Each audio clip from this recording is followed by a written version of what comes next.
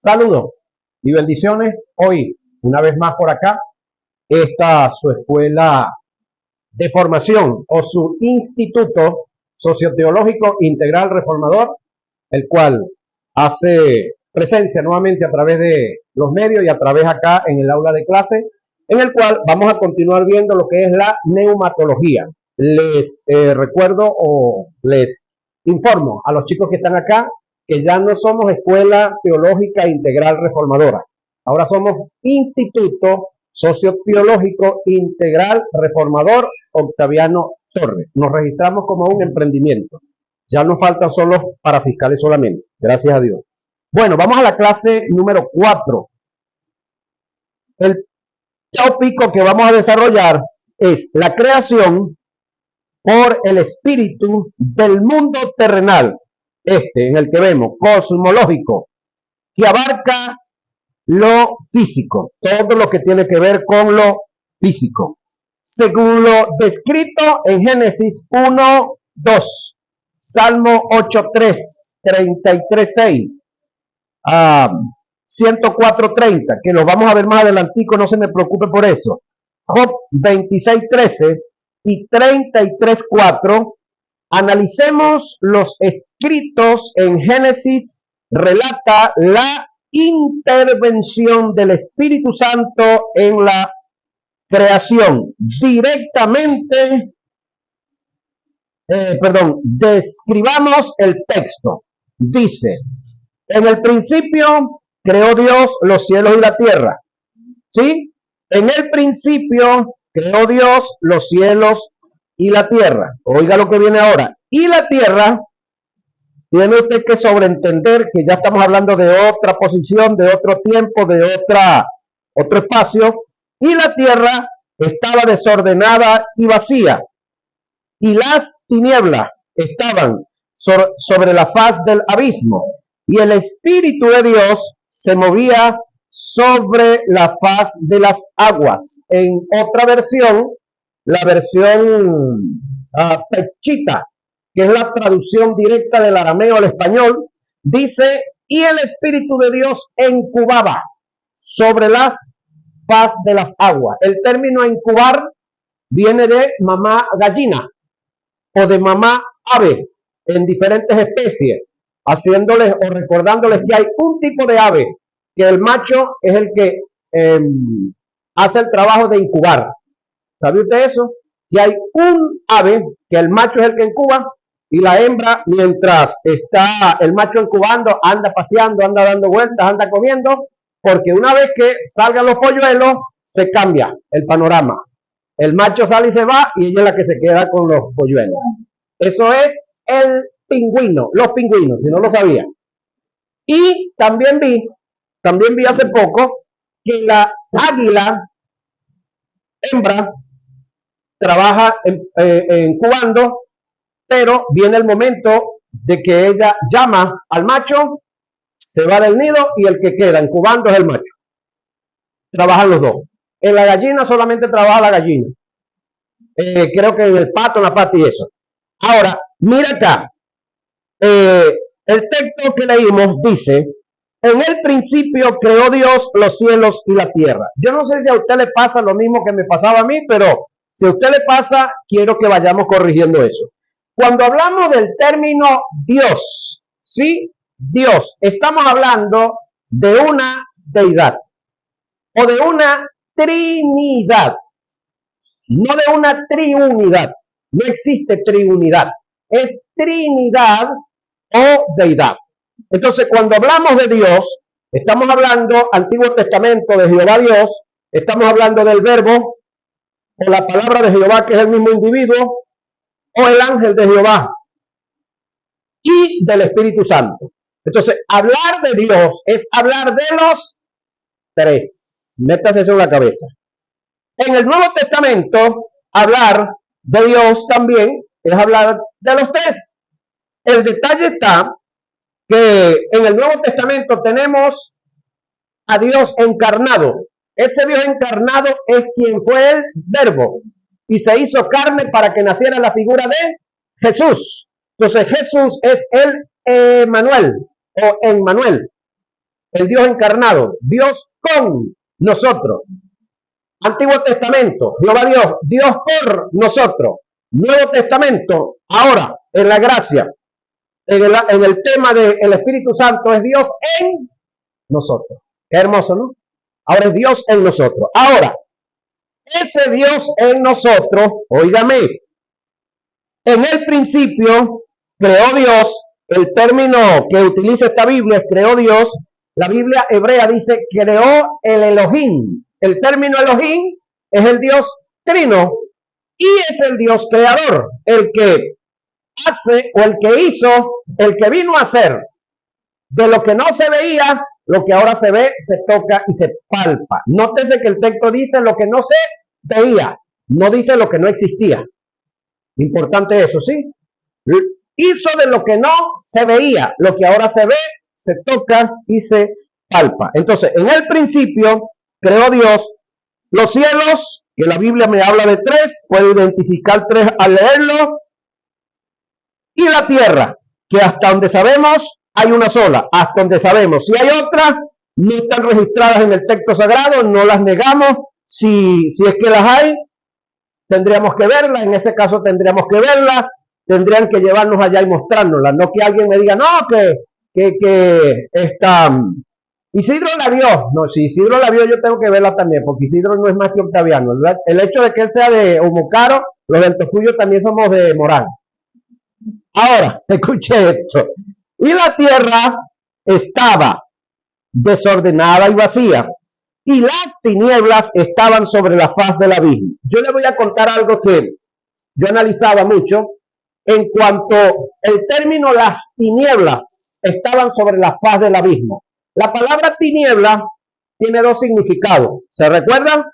Una es estado y el otro es efecto. Eso que el día se acabó y entonces ahorita estamos en oscuridad, eso es efecto. El efecto es temporal, es pasajero. Mañana, a esta misma hora, pero con la fecha de mañana, ese efecto de oscuridad que está ahí, ya no va a estar. Y eso va a ser todos los días mientras estemos en la tierra. Habrá día y habrá noche. El día, luz, efecto, noche, efecto. Y el estado de tinieblas. Sin embargo, acá, cuando dice que las tinieblas estaban sobre la faz del abismo, estamos hablando de la oscuridad. Solamente había oscuridad. Todavía Dios no había hecho la luz, que es lo primero que hace cuando Él dice sea la luz. Entonces, lo primero que creó Dios en el conjunto de la deidad es la luz. Seguimos acá. La tierra estaba desordenada y vacía, las tinieblas estaban sobre el abismo, y el Espíritu de Dios del personaje que estamos desarrollando el tema se movía o incubaba sobre la faz de las aguas. Génesis 1:1 y 2. Ahora hagamos un ejercicio. Agarremos un huevo, abrámoslo, vaciémoslo en un plato, en un jarro, en algo. Usted mire el huevo, pregunte, ¿usted ve una vida ahí? ¿Está viendo una vida? No. Pero después de 21 días, si mal no recuerdo, recuérdame tú, Isidro Canelón, después de 21 días, un huevo de gallina, eso que está dentro se desapareció y va a salir una vida. Y así sucesivamente, todos los huevos tienen una vida adentro. Pero al inicio no se ven. Usted agarra y la pone en un aparato de rayo X o sencillamente le prende una linterna por debajo que tenga buena luz y usted alumbra hacia arriba y ahí no hay nada.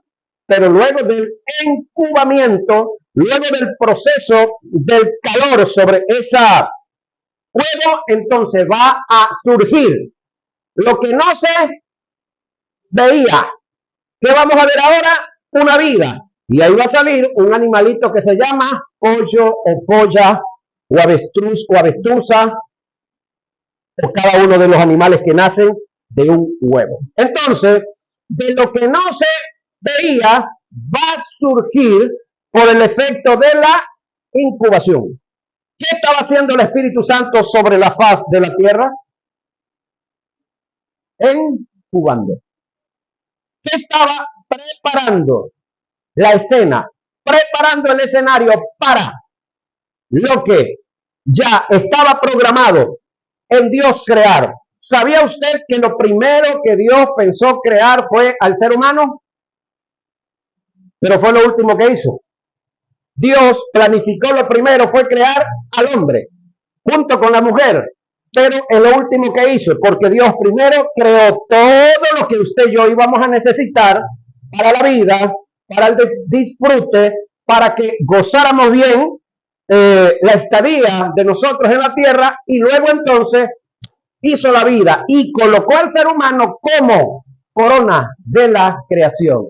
Es decir, una vez que creó el ser humano, ya todo lo que iba a necesitar el ser humano estaba listo, estaba creado. Eso es porque Dios es el ser más ordenado y más planificado sobre la faz de la tierra. Saquemos cuenta nosotros cuando nos casamos.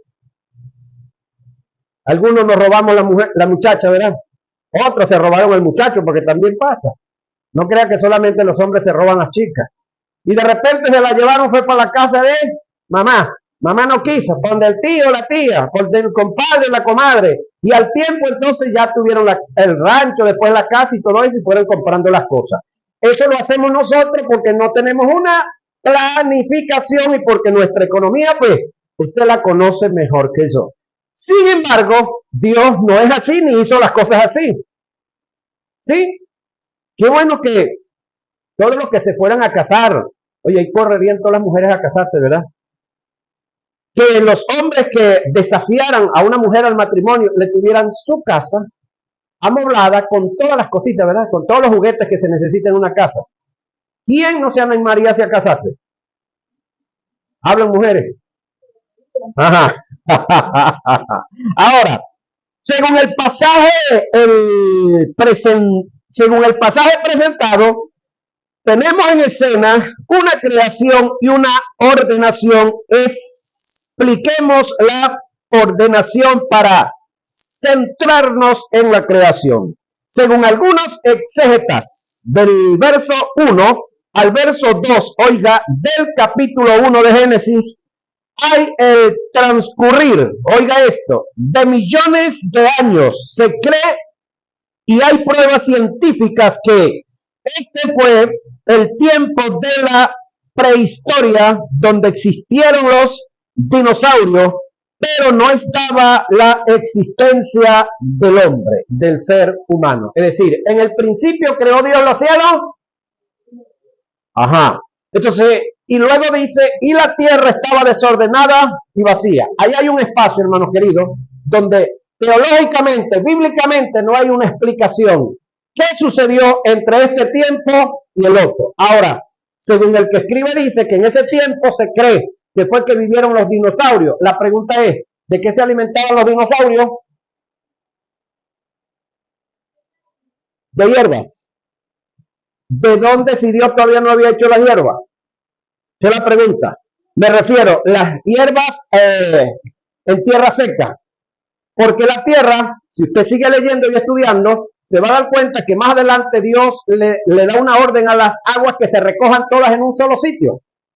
Es decir, hubo un tiempo en el que existió un solo océano. Ahorita tenemos 5.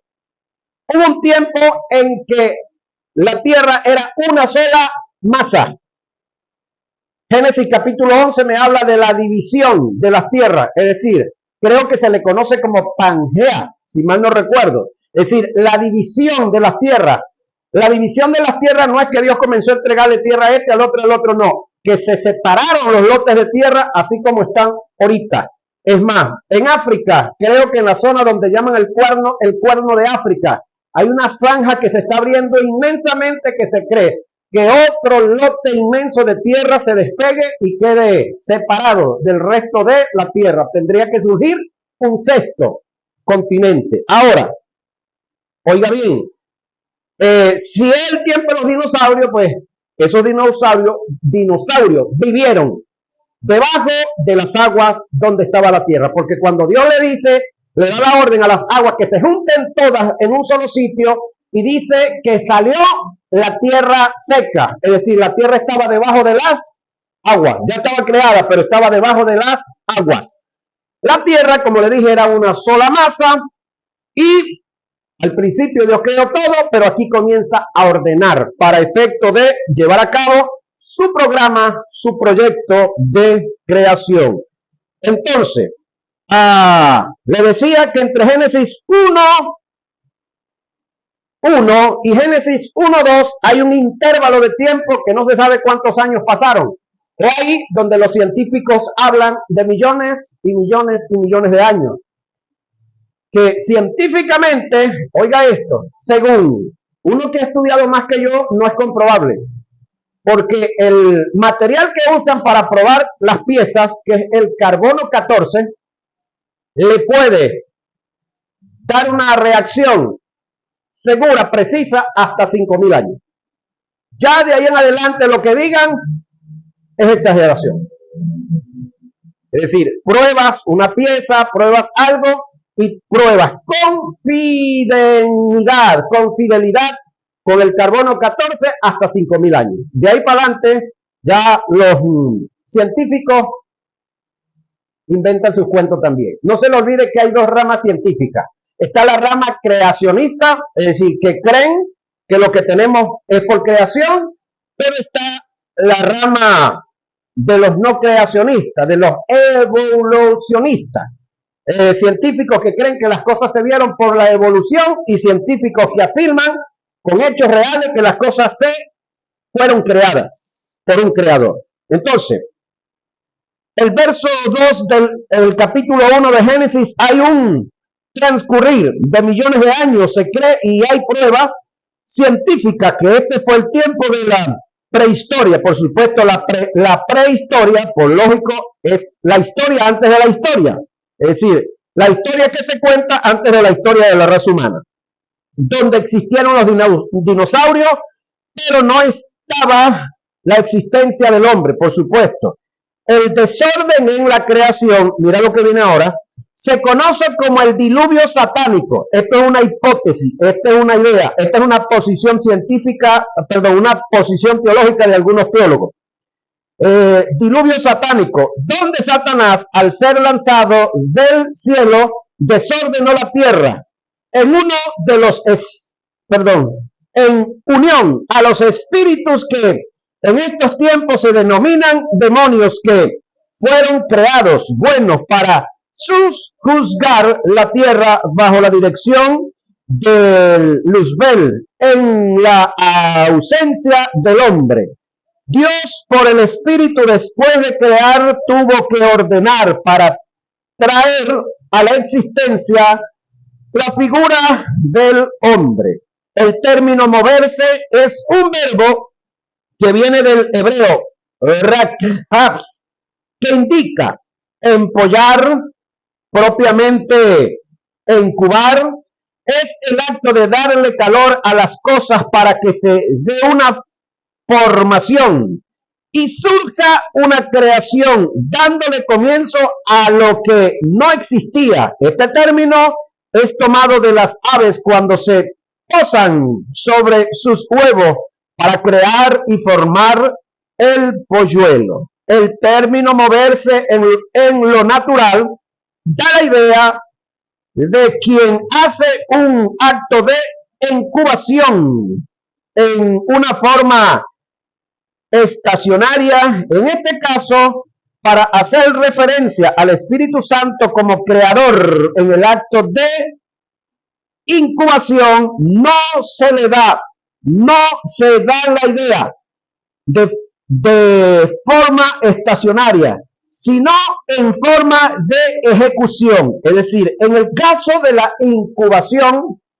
de los huevos, estamos claros que la incubación es en un sitio estacionado. Incluso no solamente se incuban ahora a través de la mamá gallina o del ave macho, sino que hay unos pequeños aparatos los cuales los conectan a la electricidad y hay un proceso, hay unos equipos de medición de calor que llevan el control, y ahora hay incubación artificial.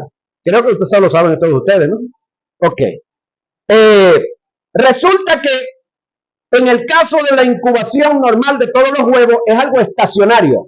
Pero en el caso de la labor que hacía el Espíritu Santo, no me da la idea de que el Espíritu Santo estaba en un sitio solamente. Dice que se paseaba sobre la faz de las aguas. Es decir, que la incubación que el Espíritu Santo estaba haciendo era movida. Iba allá, venía acá. Sobre la faz de las aguas, en el abismo. ¿Por qué? Porque la tierra estaba dentro de las aguas. Creo que usted está claro que las aguas componen el 70% del globo terráqueo. Por lo tanto, la Tierra es un 25% solamente de lo que es el globo terráqueo. Por lo tanto, ¿será que 25% se puede hundir bajo el 75% fácilmente? Lo que no se puede es hundir 75% en 25%. No cabe. ¿Están claros, verdad? Ok, ahora. El Espíritu Santo se movía en ejecución, indicando que el Espíritu Santo es el brazo, óigame, ejecutor de la deidad, del gran yo soy y del verbo, formando parte de la Trinidad creadora como el Elohim, como lo registra una de las Biblias. Ahora yo quiero que usted haga un análisis. Este análisis aquí en Venezuela no va a ser fácil que usted y yo lo entendamos. Es decir, si nosotros determináramos construir aquí en este lugar un edificio de 3 pisos, nosotros aquí no necesitamos a arquitectos, no necesitamos a nadie. Nosotros mismos hacemos esta broma aquí. Porque aquí la construcción uno la hace como uno quiere, como a uno le parece. Pero si esto fuera una institución, en este caso una escuela, para una universidad, para un hospital, ¿usted cree que pudiéramos hacer eso? Entonces, o si esto fuera un centro comercial, ok, hay que buscar entonces el que hace el trabajo de medir la tierra primero, topógrafo. El topógrafo va a hacer un estudio sobre el suelo. Segundo, ingenieros. Tiene que venir uno de la electricidad. Y usted tiene que decirle todo, es decir, en el trabajo tienen que estar todos los equipos que van a ver aquí por el consumo de electricidad. Entonces, para saber la cantidad de transformadores que hay que colocar en el sitio. De la hidrológica, el consumo de agua limpia y la salida de agua limpia. Si el impacto ambiental que se va a producir. Por eso es que la mayoría de los centros comerciales, o en este caso los estadios y esas cuestiones, buscan hacerlo fuera de la ciudad. A que en algunos casos la ciudad arropa nuevamente a los estadios porque comienzan a construir alrededor, eso es otra cosa. Ahora, lo otro, luego de los que van a hacer trabajo sobre el suelo, hay que hacer es decir, hay que tener una maqueta, pero eso tiene otro nombre. Tenemos que tener un arquitecto que nos diseñe todo lo que se va a hacer. Un arquitecto que esté al día en el colegio de arquitectos, señoras y señores. Él elabora todo, una vez que elaboró todo, entonces va a donde el ingeniero que va a inspeccionar todo, que tiene que estar registrado en el colegio de ingenieros también. Y luego entonces hay que ir ¿a dónde? A la alcaldía, a buscar los permisos para poder llevar a cabo esa construcción. Entonces tenemos arquitectos, tenemos un ingeniero inspector, pero cuando arranque la construcción, aquí en el sitio tiene que estar un ingeniero residente. ¿Sabía usted eso? Cuando se va a hacer una construcción de un hospital, de una universidad, de un edificio, en el sitio, aparte de los maestros de obra, ahí tiene que estar el ingeniero residente. El ingeniero residente es el que viene con los planos y les va a decir, aquí se hace esto, aquí esto, aquí esto, aquí esto, y tiene que estar pendiente de que todas las medidas vayan como están los planos. Si lo hacen diferente, tienen que destruirlo y volverlo a hacer. Yo corrí con la suerte de que trabajé en la construcción de un hospital de Ponó, Trujillo, y caí de ayudante del maestro de obra. Ayudante, pero era porque le cargaba los bloques y le hacía la pego yo. Y andaba a la pata el ingeniero residente. Entonces él tiraba nada más la primera hilera de bloques y ya todo listo y dejaba eso así, porque ese era el trabajo de él. Los que venían ahora a edificar sobre esa primera hilada que tiró el maestro de obra junto con el ingeniero residente eran los contratados. ¿Qué le quiero decir acá? Es decir, como nosotros, lamentablemente por un lado, pero muy bueno por otro, no tenemos ese conocimiento de cuando se trata un tipo de construcción, pues creemos que Dios es igual a nosotros. Pero cuando si nosotros viviéramos en una isla del Caribe o viviéramos en Estados Unidos o en España, escúchenme, en las urbanizaciones allá todas las fachadas son igualitas. Usted no le puede cambiar la fachada a su casa. Si usted compró en un conjunto residencial, todas las fachadas son igualitas. Si usted se le dañó por X y razón, usted tiene que ir a la alcaldía a sacar un permiso para poder acomodar eso. Si usted se pone a acomodarlo porque usted quiere acomodarlo, cualquiera llama y enseguida tiene un inspector de la alcaldía. Una multa encima y hasta preso puede ir. Pero como aquí las leyes no se aplican de esa forma, no entendemos mucho. Escúcheme. Entonces, ¿quién fue y quién es el arquitecto del universo? ¿Quién fungió como el abogado, como el ingeniero inspector que revisó los planos y cuadró y entre el arquitecto y el ingeniero, entre el arquitecto y el ingeniero y arquitecto llegaron al acuerdo? ¿Quién funge como el ingeniero inspector? Cristo Jesús. O en la antigüedad, el verbo. Pero ¿quién funge como el ingeniero residente, el que está ahí a patemindo? El Espíritu Santo. Entendamos eso. Entonces, ¿qué es lo que está haciendo el Espíritu Santo? Incubando. ¿Qué es lo que está haciendo el Espíritu Santo? Pudiéramos decir, lo que hace el topógrafo, midiendo la tierra, viendo haciendo el estudio de la tierra para ver si ahí se puede construir, haciendo un análisis de todo. En el caso del Espíritu Santo no andaba averiguando a ver si se podía construir, no, andaba dándole órdenes al espacio porque venía una construcción, que no es lo mismo. Ahora, en el Salmo 33:6, que se los leí hace ratico, revela la participación del conjunto de la deidad en la creación. Citemos el pasaje. Oiga, por la palabra de Jehová fueron hechos los cielos. Otra vez, por la palabra de Jehová fueron hechos los cielos. Pregunto yo, ¿quién es la palabra de Jehová? ¿Quién es la palabra de Jehová? Palabra. Verbo. El verbo de Jehová es el que decidió hacerse carne para que naciera la figura de Jesús. Entonces, por la palabra de Jehová fueron hechos los cielos. Pero sigamos avanzando de Jehová. Fueron hechos los cielos fueron hechos los cielos y todo el ejército de ellos. Estamos hablando de ángeles, arcángeles, querubines, serafines, criaturas celestiales y el mismo Luzbel. El aliento, óigame, el aliento de su boca. La palabra aliento es hálito. Y hálito es espíritu. Entonces, por la palabra de Jehová está involucrado Jehová, está involucrada su palabra y el aliento de su boca. ¿Pero quién es el aliento de su boca?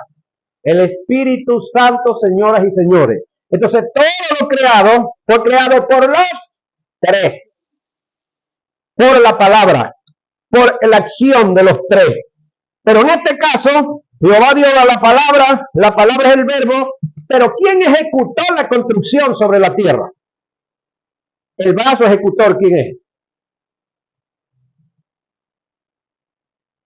El Espíritu Santo, señoras y señores. Sigamos avanzando acá. Oiga, hay dos términos en el pasaje que debemos estudiar desde el punto de vista etimológico. Estos son palabra y aliento. Palabra del hebreo dabar y del griego logos. ¿Quién es el logo? Logo. Esto que usted ve aquí. Logo. Ahí hay un logo, unas letras. Ajá. Palabra del griego dabar. En cuanto a la creación, estos términos indican la expresión de un pensamiento que denota un dicho o afirmación de Dios. Toda la creación, oiga, está adjudicada a la palabra de Dios. Si Dios no dice, no será. Y si el gran yo soy no da la orden, no hay quien ejecute. En el relato de la creación conseguimos los imperativos. Oiga, sea, haya, júntense, descúbranse, produzcan, dándole al gran yo soy la responsabilidad de dictaminar la palabra para darle comienzo a un ejecute que trae como resultado la creación y formación del vasto universo. Esta palabra, el dictamen, es el verbo mismo, sin el cual no era posible la creación del universo. Pregunto yo, ¿quién es el verbo? ¿Quién es el verbo según Juan 1:1? En el principio era el verbo. Y el verbo era con Dios. Y el verbo era Dios también. Ajá. Entonces, Juan 1:1 al 3. Colosenses 1:15 al 17.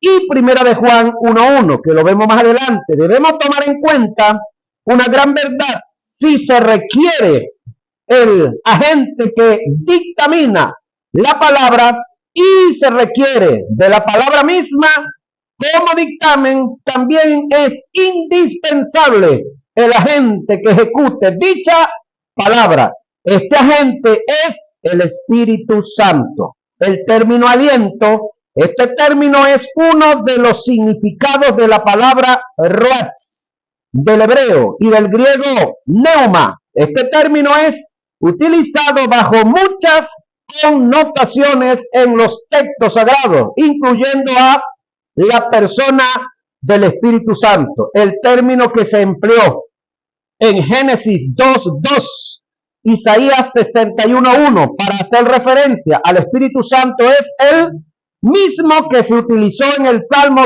33:6, traducido como aliento.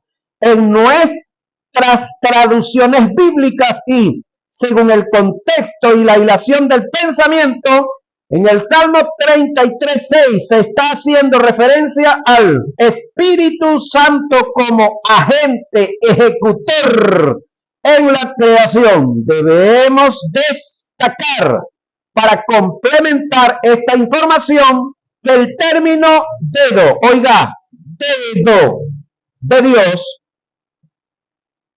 mano de Dios, dedos y brazo de Dios, cuando no le anteceda ni le suceda la palabra diestra, se refiere en su gran mayoría al Espíritu Santo. ¿Sí? El término dedo, dedos, mano, puño, brazo, cuando no le antecede ni le sucede la palabra diestra, se refiere al Espíritu Santo. Ahora, los mismos términos, pero con la palabra antecedida diestra, se refiere al verbo Antiguo Testamento y en el Nuevo Testamento a Jesús. Tenga claro esa. Ajá. Entonces, dedo de Dios en los textos sagrados es utilizado para referirse en algunas partes al Espíritu Santo. En Éxodo se le atribuye la inscripción de los 10 mandamientos, es el Espíritu Santo por igual. Es decir, cuando le entregó a Moisés las tablas escritas por el dedo de Dios, ¿se recuerdan? No es que Dios con el dedo esculpía así como que el dedo de Dios era un cincel o como esos aparaticos nuevos que están usando en las ventas de repuestos para marcar los repuestos, ¿no? No. El que escribió las tablas y se las entregó a Moisés fue el Espíritu Santo. Las primeras, las que él quebró, porque la segunda tuvo que fajarse en la celda por malcriado. Ahora, por malcriado, por dejarse molestar por los otros. En Éxodo se le atribuye la inscripción de los 10 mandamientos es al Espíritu Santo por igual. Está registrado en forma paralela en Deuteronomio. Oiga, y dio a Moisés cuando acabó de hablar con él en el monte de Sinaí, dos tablas del testimonio, tablas de piedra, oiga, escritas con el dedo de Dios. Éxodo 39:18. Y me dio Jehová las dos tablas de piedra escritas con el dedo de Dios. Deuteronomio 9:10. La inscripción que fue escrito en una pared por una mano que apareció en advertencia al rey Belsasar por su idolatría fue escrita por el Espíritu Santo. Aquella escritura que decía Mene, Mene, Tekel, Uparsin. ¿Sí? Entonces, de su presencia fue enviada la mano que trazó esta escritura y la escritura que trazó es Mene, Mene, Tekel, Uparsin. Esta es la interpretación del asunto. Mene, contó Dios tu reino. Contó Dios tu reino y le ha puesto fin. Tekel. Daniel 5:24 y 25. En el Salmo 8:3 se utiliza la misma expresión para hacer referencia al Espíritu Santo como agente ejecutivo, participante en la creación. El pasaje dice, cuando veo tus cielos, obra de tus dedos. Jesús en su ministerio hace referencia a esta verdad tipológica que aparece en el Antiguo Testamento, referente al dedo de Dios en relación al Espíritu Santo, cuando dijo, mas si por el dedo de Dios echo yo fuera los demonios, el reino de los cielos está entre ustedes. Lucas 11:20. Debemos tomar en cuenta que el Espíritu Santo, además de operar, oiga, como agente ejecutor de la palabra en la creación, también es el encargado de sostener y sustentar el vasto universo, según lo dicho en Hechos 17:25 y Hebreos 1:3. Es decir, el Espíritu Santo no solamente creó el vasto universo, sino que aparte de crear el vasto universo, lo sostiene con su palabra. Porque alguien decía, ¿de qué cuelga la tierra? ¿A dónde está afincada la tierra? ¿Sabe dónde está afincada? En la palabra del que la creó. ¿Quién la sostiene? El que la creó y la colocó donde la colocó y le colocó reglas, órdenes, mandamientos y la puso a dar la vuelta que los que han estudiado ya saben que da. Ese mismo que la puso a dar vuelta en una ocasión por la oración de un hombre la detuvo casi un día y para completar ese día por la oración de otro no solamente la detuvo sino que la hizo retroceder 10 grados. ¿Sí? Entonces, no hay ningún problema en cuanto al creador, porque él fue el que la creó. Ahora, el gran milagro no está en el que Dios haya detenido la tierra. Porque los que saben de velocidad, saben que si usted va en una moto a 100 kilómetros por hora y usted tiene un accidente o frena de golpe, usted va a salir despedida de la moto, de un caballo, de donde vaya, a la velocidad que viene rodando, multiplicada 3 veces por su peso. ¿Saben ustedes eso? Pregunto, ¿sabían eso? Ok, vaya enterándose y búsquelo por ahí para que vea que no le estoy mintiendo. El detalle está que el milagro o el gran milagro no está en que Dios haya detenido la tierra, sino que la detuvo y todos los elementos que están sobre ella se mantuvieron en ella. Porque en ese frenazo que Dios le pegó a la tierra es para que todo haya salido alocadamente despedido de la tierra. Y en la otra la detuvo y la retrocedió 10 grados, en el libro de Isaías. Ahora, eso lo puede hacer ¿quién? El Creador.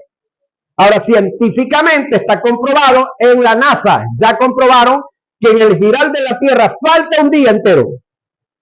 La respuesta la tiene el libro de Josué, si mal no recuerdo, y Isaías, que es el otro. Ahora, entonces Pablo, hablando de quien sostiene la tierra, entonces Pablo, puesto en pie en medio del aerópago, dijo: varones atenienses. Pablo está reunido con la altos estudiantes, está reunido con los científicos de su tiempo en todas las áreas. En todo observo que soy muy religioso. Mira lo importante de Pablo también estar bien educado. Porque pasando y mirando vuestros santuarios, hallé también un altar en el cual estaba esta inscripción. ¿Cuál era? Al Dios no conocido. Parémonos aquí un momentito. Pablo es invitado a predicar. Le voy a poner un ejemplo que no es así, pero más o menos para que usted me entienda. Pablo es invitado a predicar el 14 de enero, escúcheme, el 14 de enero en la iglesia central de allá de la 30 con Venezuela. El día en que aquí el catolicismo está en su efervescencia. Pablo es invitado a predicar ahí. Y Pablo ve que traen la imagen de la señora que pasean aquí, porque ella no puede pasear, la tienen que pasear. Y ve el poco de otros que están ahí. Y Pablo no le dice, el muñequito, no. Pablo le dice, veo que soy bastante religioso, porque veo que tienen una cantidad de altares, pero entre todos esos altares veo que hay uno por allá que dice, al Dios no conocido. Es decir, los atenienses eran tan amplios en creer, oiga la expresión,